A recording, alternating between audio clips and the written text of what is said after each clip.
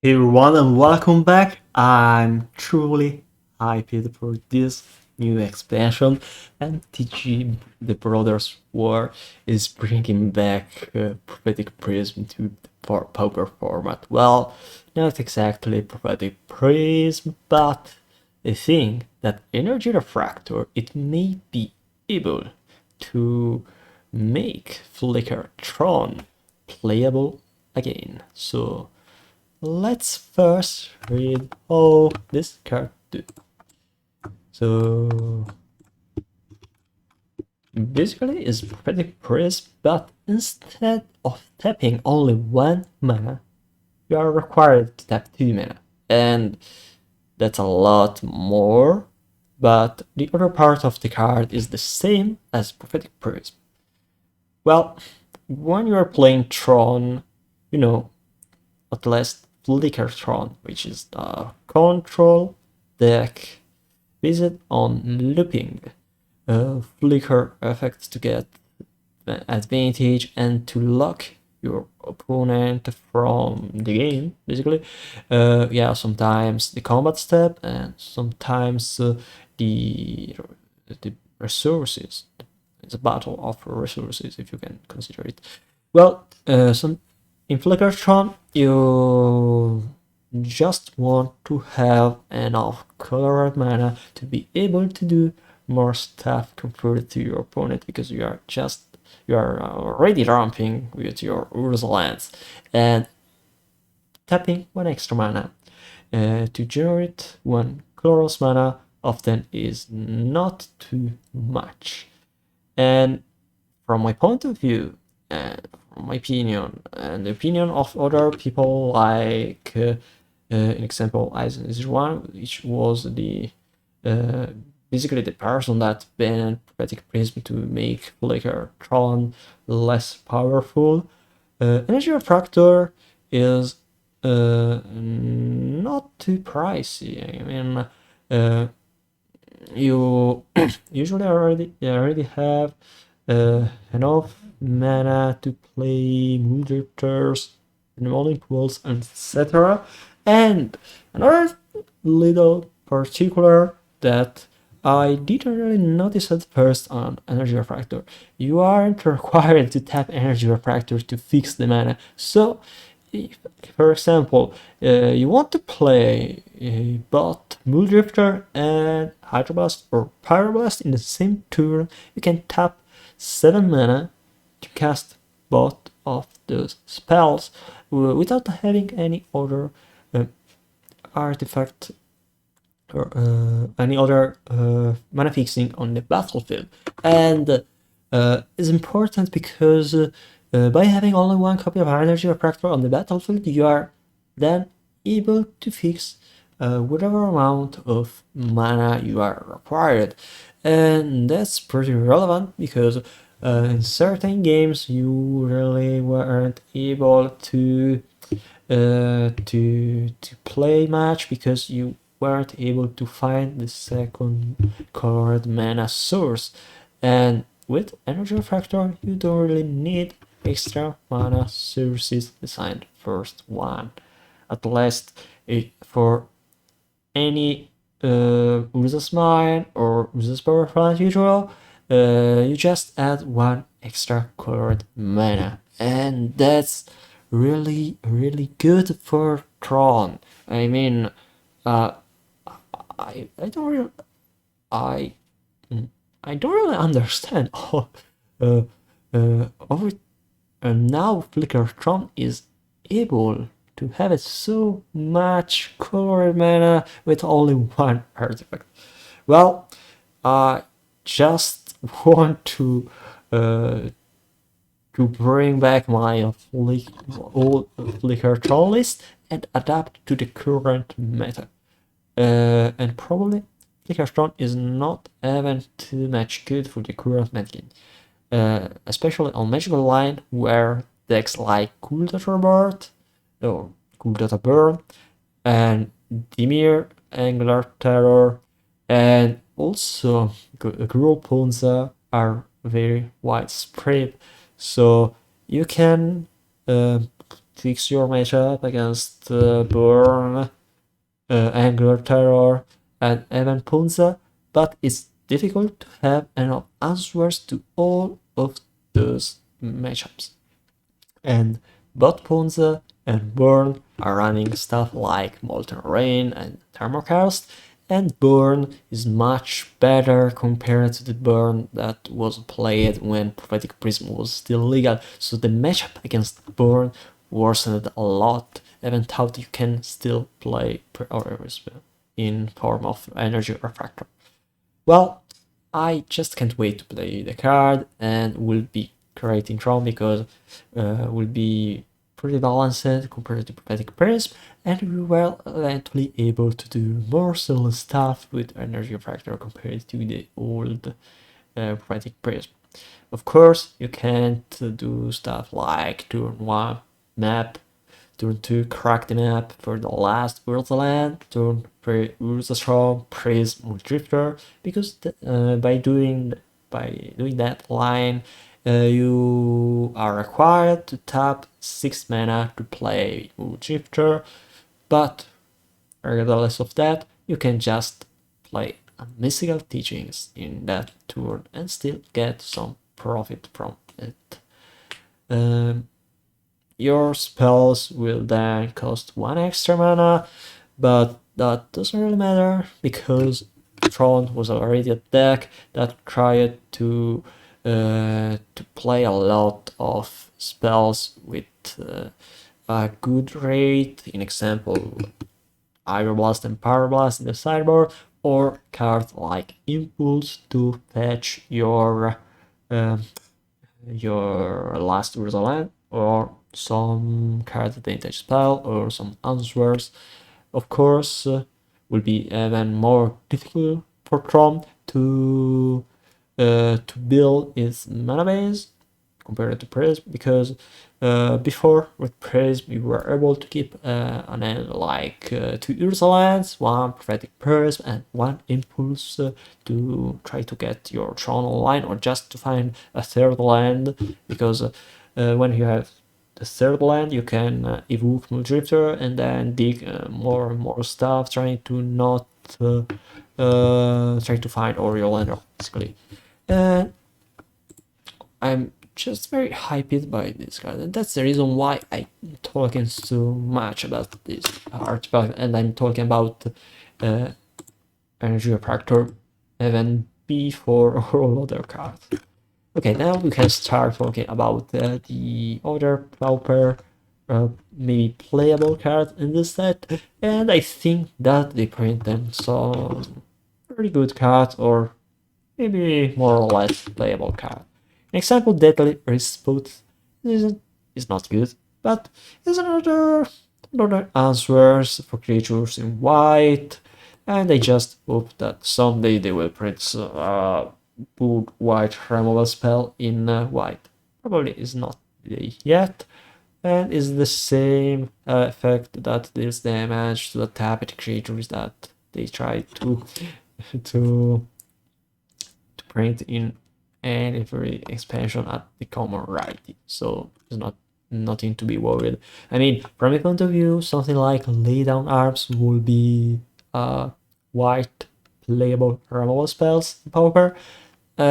Maybe if instead of putting the exile close all, but maybe just destroying the creature would be better, because if you read the card, it's just a defile but in white, that also exile instead of destroying, and is a sorcery speed instead of the instant spell, and also gives free life to your opponent, so a lot of malus, but the card is still good because it exiles instead of destroying. So just imagine defile in white that says destroy if the creature has a toughness less than the amount of planes you control, will be just kind of unplayable in Pauper, but still printable at common, at least from my point of view.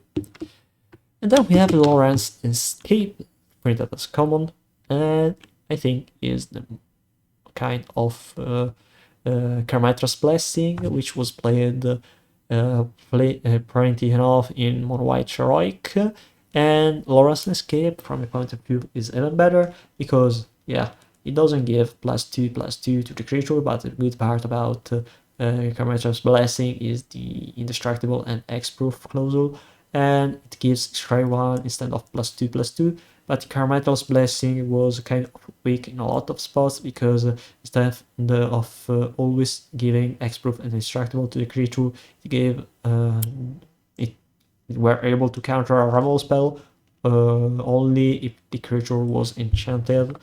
So most times you wanted to use your Carmichael's Blessing as a counter to removal spells because if you are playing against a now rare-based deck, you try to destroy your opponent's creature when they don't have mana to cast the protection, or when they play other auras on the creature, so they force you to waste your turn without dealing extra damage. And Lawrence Escape is just a sort of 1 mana counter spell to their removal spell, regardless if the creature is enchanted or not. So it's just God's Willing, but better in certain cases, because God's Willing gives protection from a specific color and still scry 1. And protection, of course, certain cases is better because you can bypass your opponent blockers by giving protection from the color of the champ blocker. Then we have a recognition, which I think that is probably the best white card for Pauper in this expansion, is the white unearthed, basically, because you return an artifact or a creature from your graveyard if that card costs 3 or less. And it's just the same exact text of unearthed, at least for the creatures.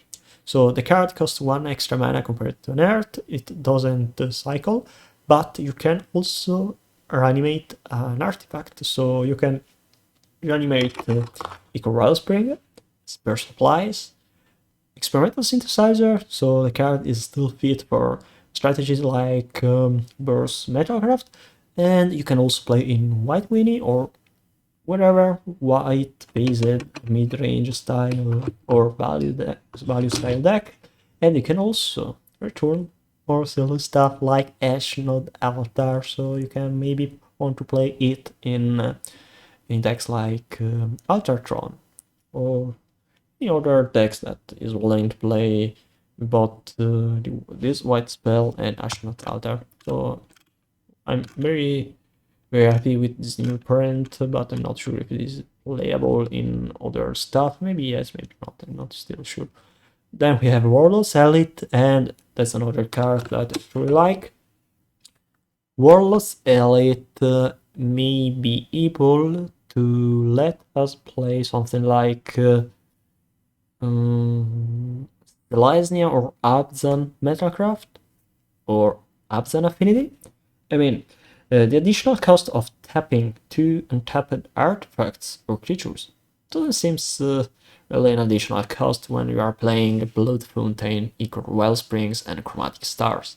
So, from my point of view, it's just Carapace Forger number 8, and having 8 copies of Carapace Forger and 4 copies of Mirror Enforcer just reminds me of the old Affinity when Sojourner's Companion was still legal, and we also 8 was still legal. And hey, that just gives me the idea of trying Abzan Affinity in reality, and I think I'll play Abzan Affinity at least for to make some content for you guys that like to watch my videos. Yeah, seems a good idea. Okay, so they printed a lot of artifact creatures with an art on them, but I think that none of those are playable in Pauper. Then we have the blue spells, so let's check out if there's something good. Okay, Pelagia Archaeologist, Most comments about it are just, hey, this card is good as a replacement of Growth Wallace in Dimir Terror. Yeah, but I'm not sure if you want to play Growth Wallace in Dimir Terror, because often our Wallace is just counter spells to Chinar's Edict, and Flashy Archaeologist, if you want to play a counter to Chinar's Edict, is the exact same thing as Earth Wallace. If you play non-instant or non-sorcery and non-creature spells, and most time the only artifact or enchantment you have is Nihil Spellbomb, and okay, there's also the clause that it put the non-creature, the non-spell in the graveyard, and it's good to fill your graveyard because you then can exile those cards to Gurmagangler, but oh well.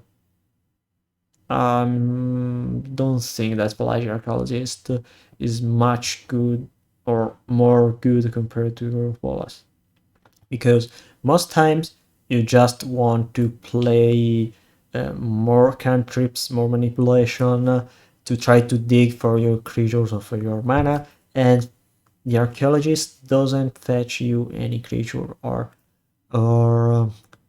lands, and is weaker compared to Ogre of Balas on turn 2, or compared to even Modern Age, because you can also play the Modern Age in that deck, and the Modern Age provide a counter to Generous Edict, and also a flying creature that can block sprites or Skyfishers, so probably the Modern Age is still better compared to Pelagic Archaeologist, since it works very similarly.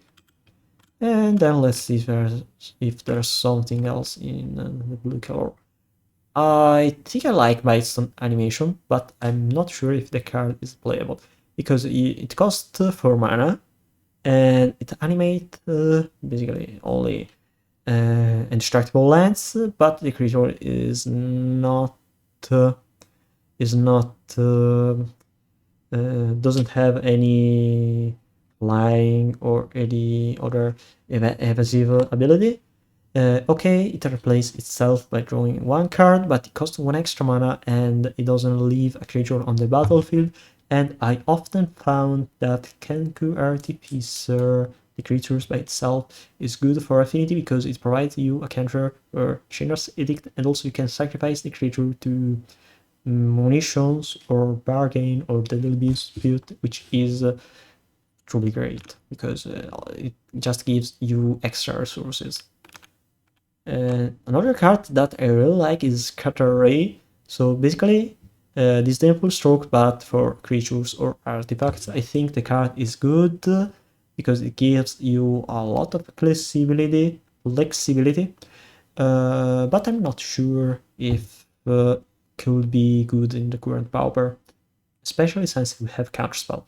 Maybe it will be better compared to Prohibit in the current metagame, because the current meta is truly fast, and we also have decks with both artifacts and creatures, but not being able to counter event cards like makeshift munitions makes it probably worse.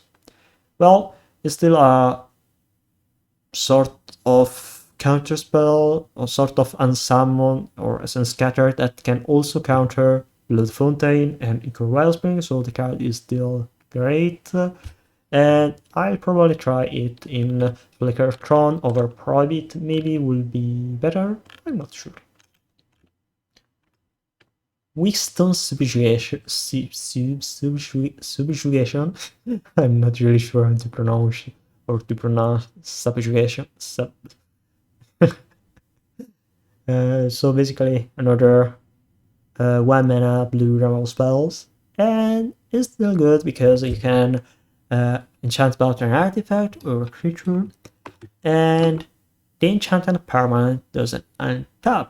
And in Pauper you have artifact lens, so you can both play it as a sort of single, which is great, and you can also play it as a removal spell on Enforcer, Groomer Angler, and whatever creature.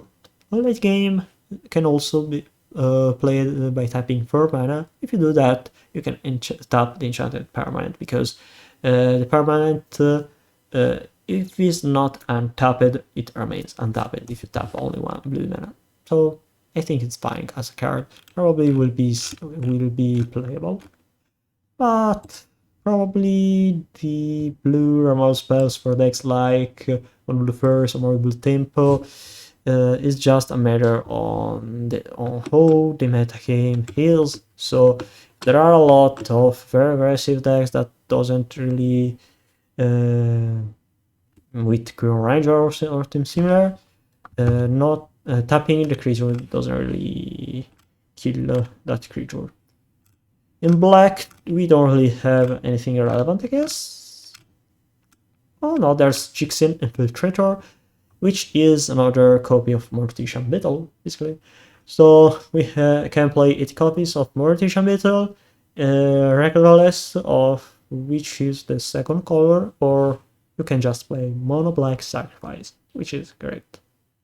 I think that Sacrifice is getting some payoff day by day, expansion makes expansion, but we still lack something like cards that good cards to sacrifice. We have a lot of cards that do silly stuff when you sacrifice. Most times, the cards, the good fodders for the sack outlet, the good cards that you want to sacrifice are cards that leave something on the battlefield to sacrifice later. So it's probably just a matter of time to get something that do something more. And I think we talked about everything printed in everything relevant printed in black, so we move to red and then green. In artifacts and multicolored and also in lands, we don't really get anything relevant with the expansion beside the Prophetic Prism number 2. We have Bitter Reunion as an alternative version of Tormenting Voice, which is also better because it leaves a permanent on the battlefield, an enchantment, and you can blank it with Karski Fisher, Dreamstalker, or something similar. You can also activate the second ability, which is tap 1 mana and sacrifice this enchantment to give haste to all your creatures until end of turn, which is good. So if, for example, you are playing Burst Bully and you want to play Bitter Reunion, late game you can give haste to all your board and then kill your opponent in only one single turn. It's good because you can play around stuff like Arms of Father. And we also have another card that I like to talk to you in red, which is Goblin Blast Runner. Goblin Blast Runner, I think, is a card you just want to play in Goblin, on red Goblin Aggro. In Goblins, you are already playing Goblin's Leather, and there's also an alternative version of Goblin Leather, which is the exact same card but it has a different name. So you have 8 copies of Goblin's Leather. You also may be playing stuff like Goblin Grenade and Fire Blast, and you also may want to play Curator Bird, Chromatic Star, and Experimental Synthesizer, so you just have a lot of things that you can sacrifice. And wow, this little dude bot gets +2/+0 and menace, so the card is truly great as a goblin. Also, it costs only 1 red mana, and it's at 2 point of tokenness is just a lot compared to only 1 point. And I think we talked also about red. So we're going to green, which is the last color for this expansion and for this video, which is already long enough. And in green there's nothing much relevant. I think the only card is Titanus Stalwart, which is nothing much because we already have an elf creature which does the exact same thing, or rather It's at 1/2 for 1 green mana. We also has reach and says tap and untap it creature you control, add 1 mana of any color. This little dude doesn't have reach and doesn't have 2 point of toughness, but it can tap an artifact. So maybe if you want to play something like Golden Rock with Bloodfooting and Ichor Wellspring, maybe if you want to play that kind of deck, the card could be good. But regardless of that, I think that there's no way this card will be much good. So I think we talked about everything. Oh no, there's Tomaku Honor Guard as the last card. Tomaku Honor Guard, from my point of view, is just a monogreen Stompy card. It's good that it has Ward 2, but maybe it's just Silana Ledge Walker that still dies to Arcane Shaman and Electricary, and you can also kill it with Snuff Out or other stuff. So in a deck that plays Elephant Gate, probably it's just better to play more copies of Silana Ledge Walker. So guys, thank you for watching this video. I'll see you on Tuesday, because I will not be at home on Monday, so I will not be able to stream on Twitch. And then starting from next week, we could eventually be also able to play with the new stuff from the new expansion. So I can't wait to play Flickertron or other silly stuff. And thank you for watching this video.